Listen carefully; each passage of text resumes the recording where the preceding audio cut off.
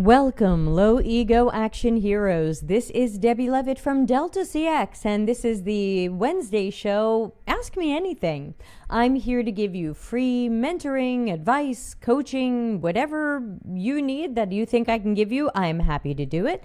You are welcome to put your questions in the live chat where they will pop up on the screen, or you can send them to dcx.to/q, which you can send it to all week, and I will catch those questions and I will save them. In fact, we are starting, hi Ana Lucia, we are starting with 3 questions today that actually came in right after last week's show ended, and I'm so sorry that I didn't get to people then, but we're going to get to them now.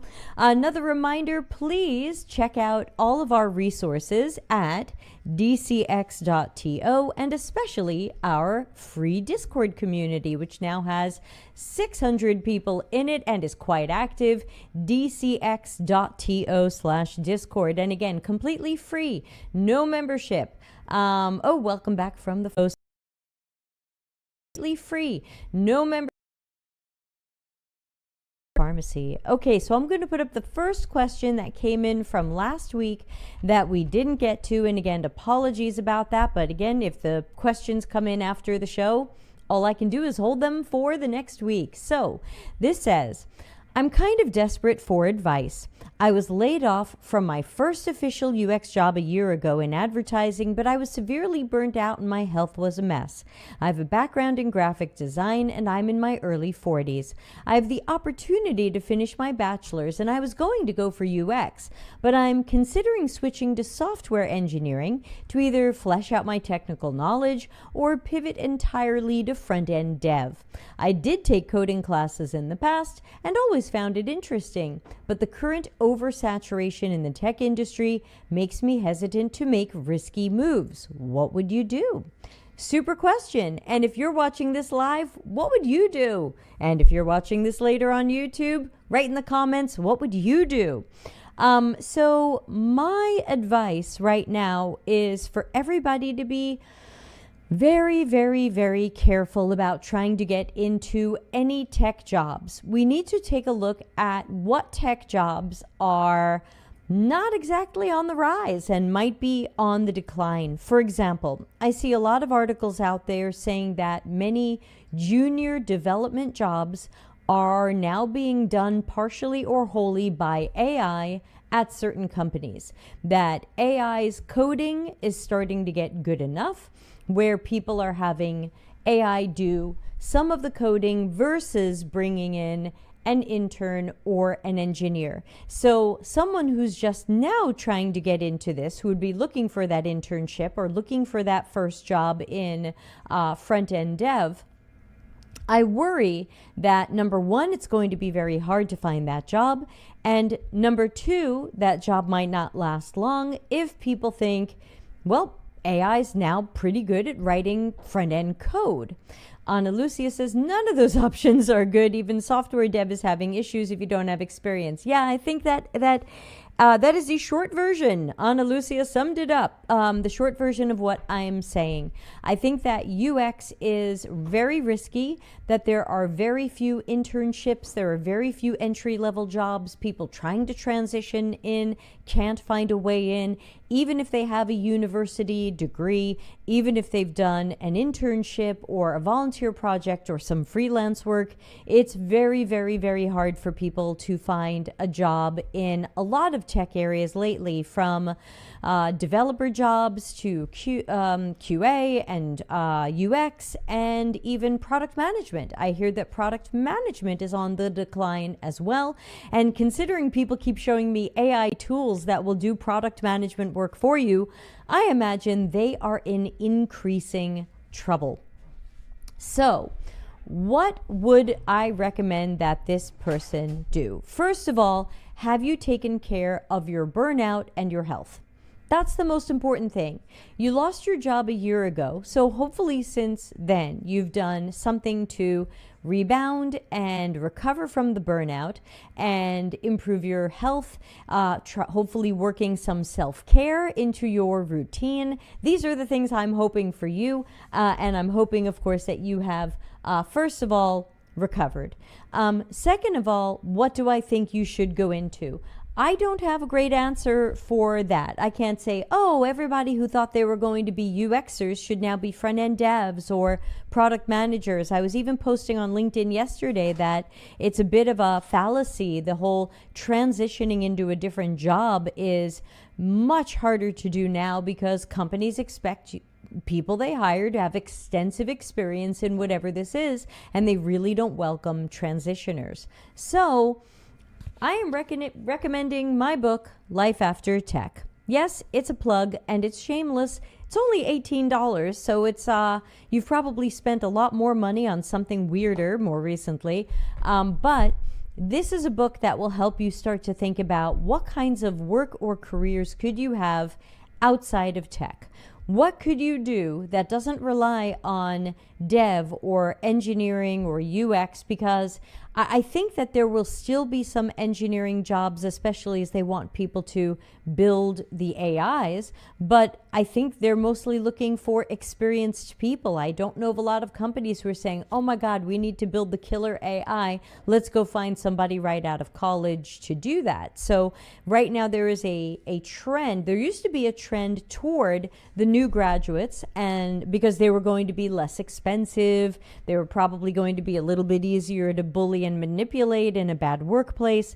Now people are looking for extensive experience, senior level experience, things like that. Ana Lucia says, software dev still has jobs, but if you don't have experience, it's hard.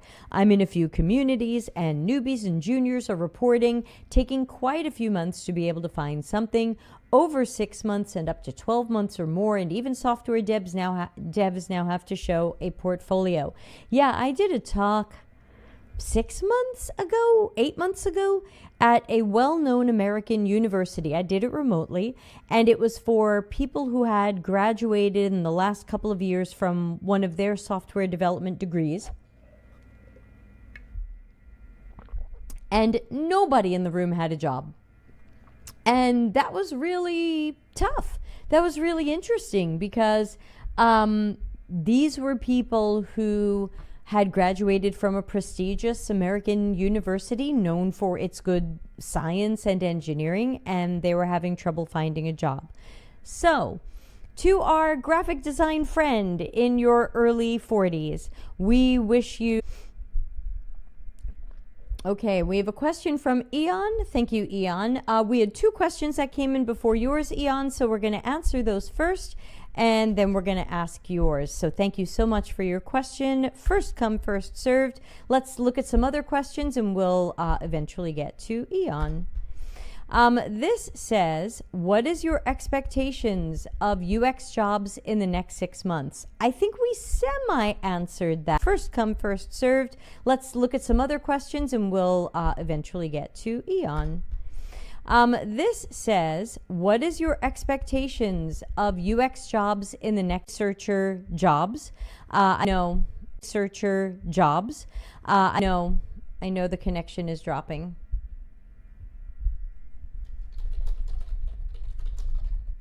So I know the connection is dropping. There's nothing I can do about it. We don't have internet. We haven't had it since May 10th. And I am working off a phone hotspot, which of course, thanks to everybody. It's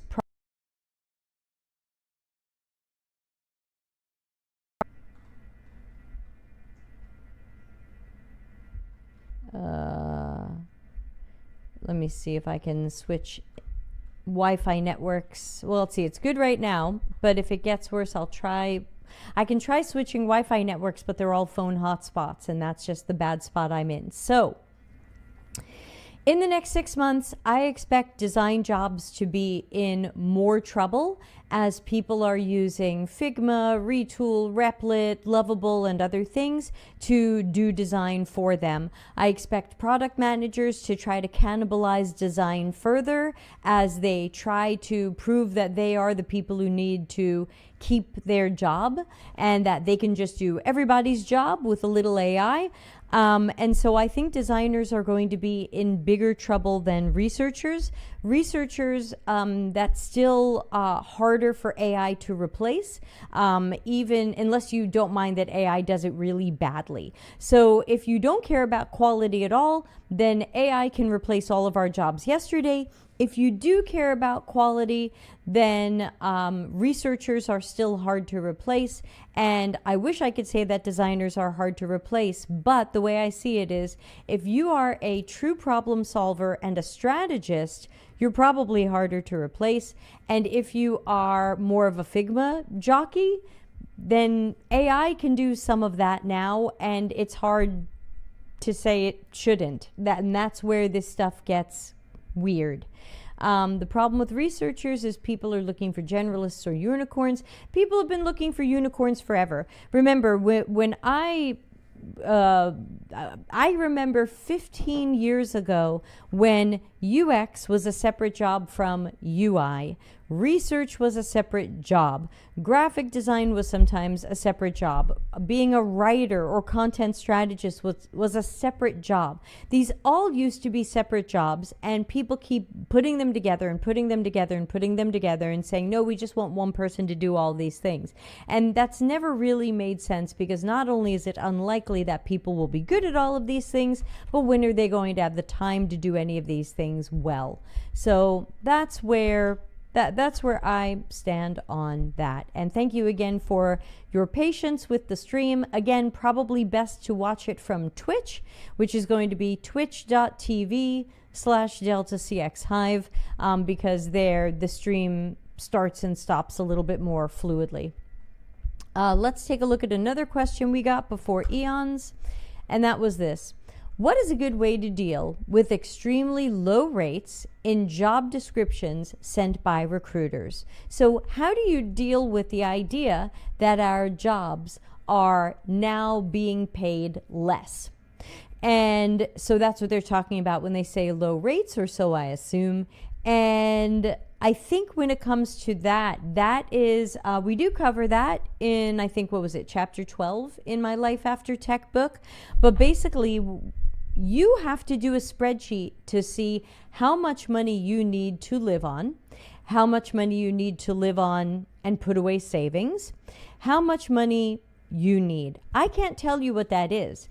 If the rate is lower than you're used to, but you can live on it and you can put away some savings, then I would probably say we might need to get used to these lower rates. It's a conversation I even had with my husband in the last week. I said, there are so many things popping up in my life that are paying 40 American dollars an hour or 40 euros an hour, which are not the same thing, but you know, they're a little bit replaceable. So what does that mean? Does that mean that I sit here with my arms folded and I say, hey, look, last time I made $40 an hour was 2012. Go fuck yourself. But if I can live on $40 an hour, should I take it? Now you might say, but they're paying us less than we're worth. Our value changes over time. If people think we have a lower value, it's very hard to convince them that we have a higher value. And this is just what happens. It's the end game from all the things that I've been warning people about for 6 or 7 years now. If you've heard me warn people about lean UX and design thinking and design sprints and continuous discovery habits and product managers trying to do our work and democratization, all these things that I've been warning about for all of this time, I gained nothing from it other than being shadow banned everywhere for saying the unpopular thing. But these all now come to roost in us being more likely to be laid off. Our jobs typically don't give us autonomy or power. We're not empowered. And we're being paid less. We're being paid less than we used to be. So how do you deal with extremely low rates? If you cannot live on that rate, you say no. Or you can say, I'm sorry that you're offering $30 an hour. I really need to make at least 50. Is there room here? And they might say no. Or they might say, I have a lot of candidates who are happy to do it for 30. And you say, okay, then work with them. Unfortunately, I can't accept that rate. I've had to say, I wrote an article about how I had to say no to a company in November because the rate that they offered me was $40 an hour, but they wanted me to move to America to make it. And that would have meant rent and transportation and stuff. And that would have eaten more than I would have been paid. So that didn't make sense. But again, if these numbers work for you and only you and your spreadsheet know that, then take the job. Okay, Eon, I see your second question, and we'll put it after your first question, and we will get to both of these today. Though again, thanks to everybody for your patience with my internet blipping. Not too much I can do about that right now. I have two choices. One, let's see what everybody thinks. Let's vote in a poll here. One, I can keep using mobile hotspots, and that means sometimes my stream is blippy. Or I can give my money to Elon Musk and turn Starlink on. What do you all think? I'm open to your ideas on that. Okay, let's go back to Eon's first question, which I'll put up on the screen. And Eon says, hi there. Do you think the number of layoffs... First question, which I'll put up on the screen. Layoffs in tech that are posted, like for Microsoft, are actual jobs that are lost, or are they inflated to cut those rules in the future? So I am definitely not an expert on some of the reports that they and then opened 5, so it's really a net loss. But the way that many governments report jobs is they report the loss separately in some other number, and they go, look, Microsoft opened 5 product managers. They report the loss separately in some other number, and they go, look, Microsoft opened 5 product manager jobs. And you're like, yeah, but they cut 40 people to do that. So first of all, layoffs are typically real jobs that exist now that are being cut, have been cut, are being cut, or are about to be cut. So